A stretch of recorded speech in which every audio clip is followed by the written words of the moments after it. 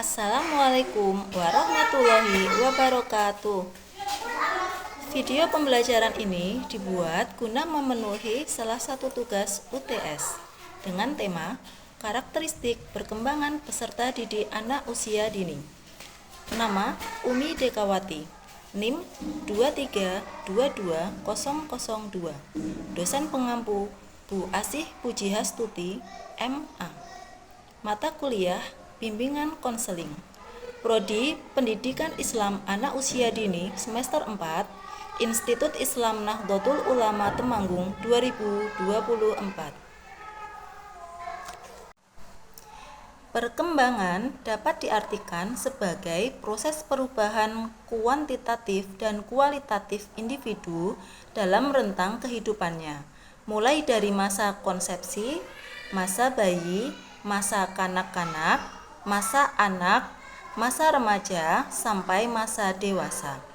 Perkembangan dapat diartikan sebagai suatu proses perubahan dalam arti individu atau organisme, baik fisik atau jasmaniah maupun psikis atau rohaniah, menuju tingkat kedewasaan atau kematangan yang berlangsung secara sistematis, progresif, dan berkesinambungan.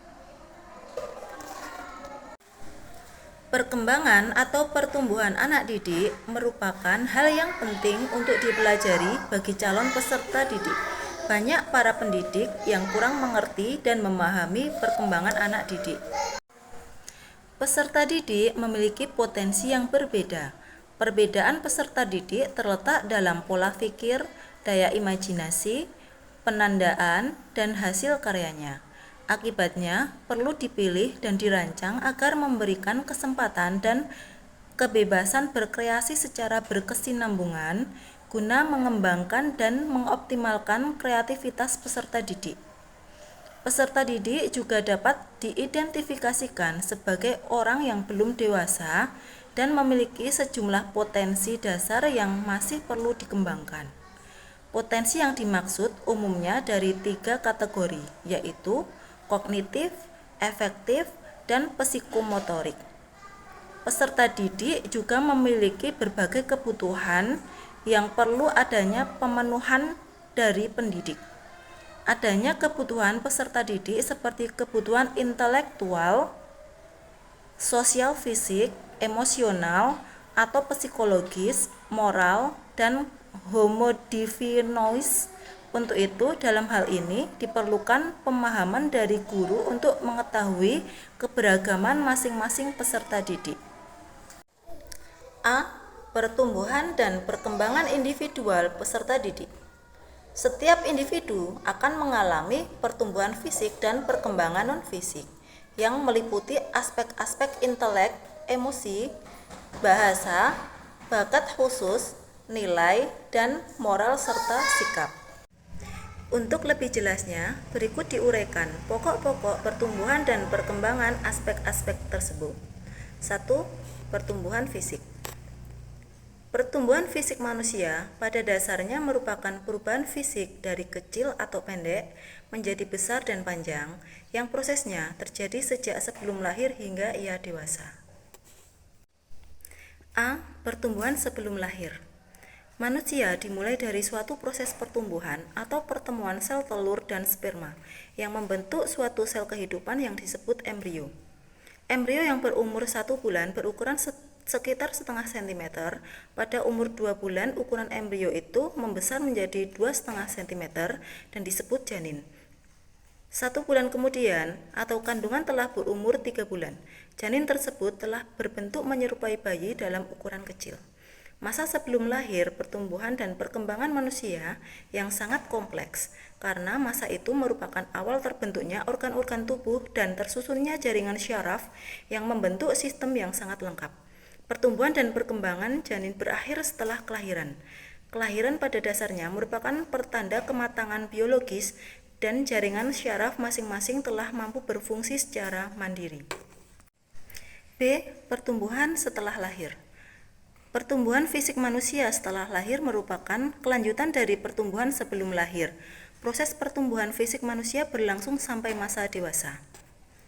Pertumbuhan fisik, baik secara langsung maupun tidak langsung, akan mempengaruhi perilaku anak sehari-hari. Secara langsung, pertumbuhan fisik akan menentukan keterampilan anak dalam bergerak. Secara tidak langsung, pertumbuhan dan perkembangan fungsi fisik akan mempengaruhi cara anak itu memandang dirinya sendiri dan memandang orang lain. Pertumbuhan fisik terjadi secara bertahap, seperti naik turunnya gelombang, ada kalanya yang cepat dan ada kala yang lambat. Secara umum, pertumbuhan fisik anak dibagi menjadi 4 periode utama.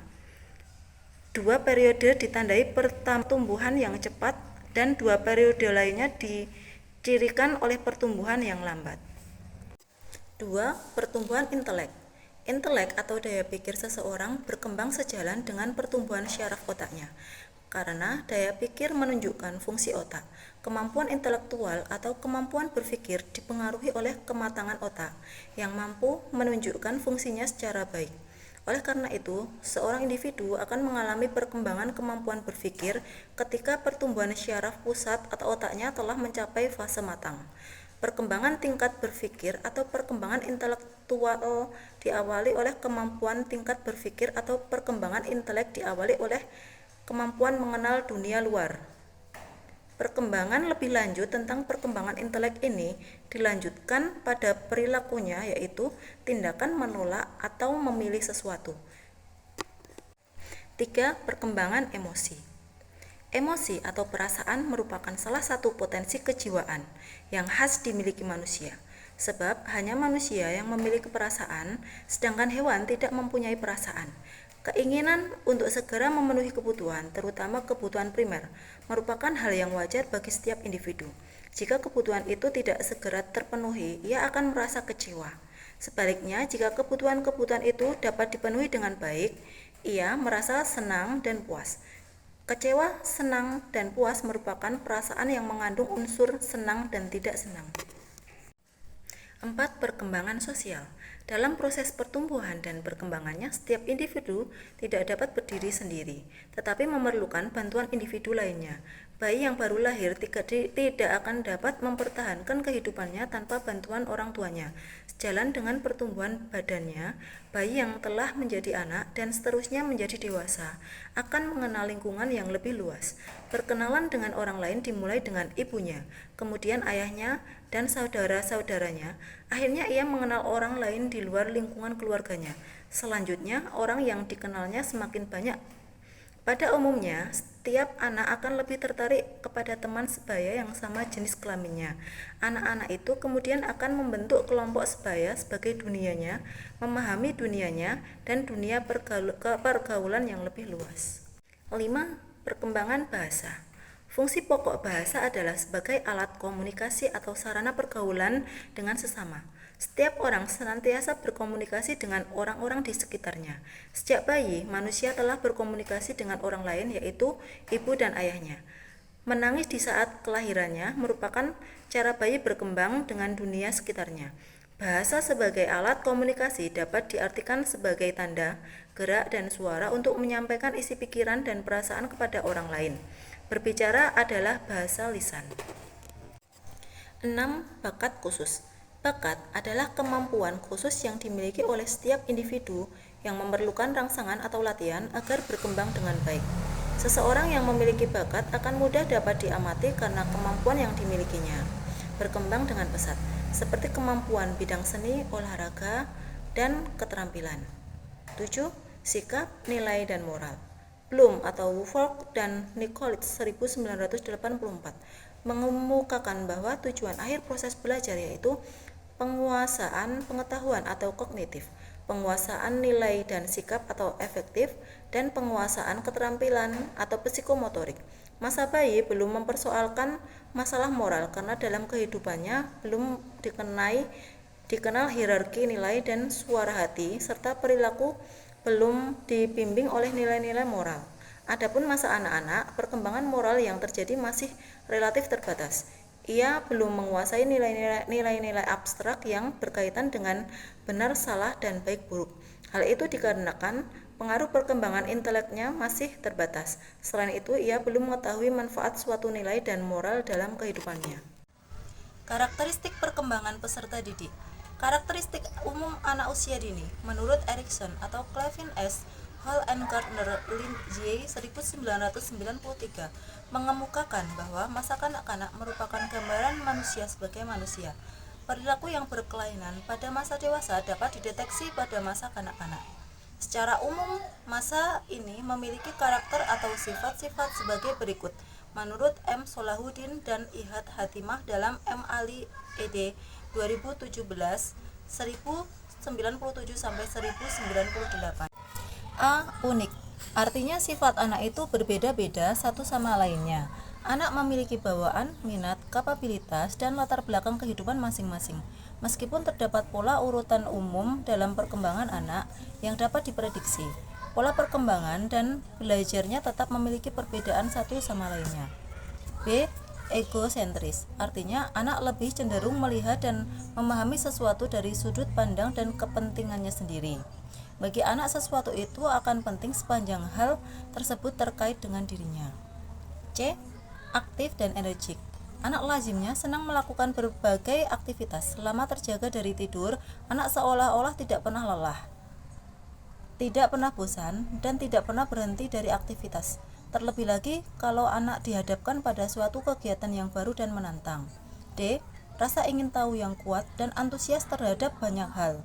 Anak cenderung banyak memperhatikan, membicarakan, dan mempertanyakan berbagai hal yang sempat dilihat dan didengarnya, terutama hal-hal yang baru.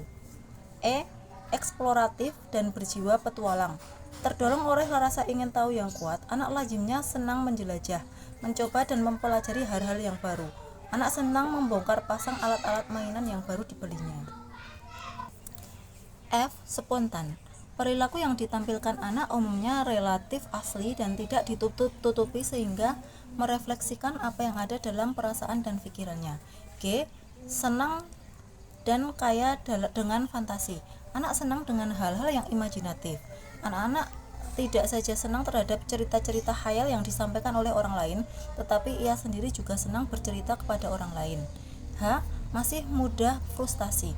Umumnya anak masih mudah frustasi atau kecewa bila menghadapi sesuatu yang tidak memuaskan. I. Masih kurang pertimbangan dalam melakukan sesuatu. Sesuai dengan perkembangan cara berpikirnya, anak lazimnya belum memiliki rasa pertimbangan yang matang, termasuk berkenaan dengan hal-hal yang membahayakan. J. Daya perhatian yang pendek. Anak lazimnya memiliki daya perhatian yang pendek kecuali terhadap hal-hal yang secara intrinsik menarik dan menyenangkan. K. Bergairah untuk belajar dan banyak belajar dari pengalaman. Anak senang melakukan berbagai aktivitas yang menyebabkan terjadinya perubahan tingkah laku pada dirinya. L. Semakin menunjukkan minat terhadap teman. Seiring dengan bertambahnya usia dan pengalaman sosial, anak semakin berminat terhadap orang lain. Menurut Yusuf 2012. Kesimpulan. Karakteristik perkembangan peserta didik merupakan sikap atau pola perilaku dari masing-masing peserta didik. Dalam hal ini mencakup fisik. Fisik ini keadaan jasmani dan keadaan indera dari masing-masing peserta didik. Kemudian adanya intelijensi, yaitu berpikir abstrak, adanya bakat khusus dari masing-masing peserta didik yang memiliki kemampuan yang berbeda-beda. Terima kasih. Wassalamualaikum warahmatullahi wabarakatuh.